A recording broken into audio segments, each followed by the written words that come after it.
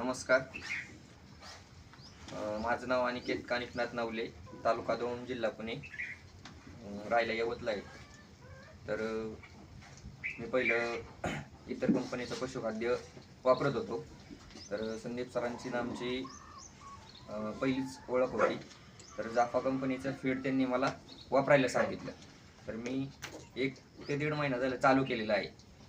तर त्यांचं फीड वापरायला, जाफा कंपनीचं फीड वापरायला चालू केल्यापासून 1 ते 1.5 लिटर दूध पर गाई मागं माझं वाढलेलं आहे.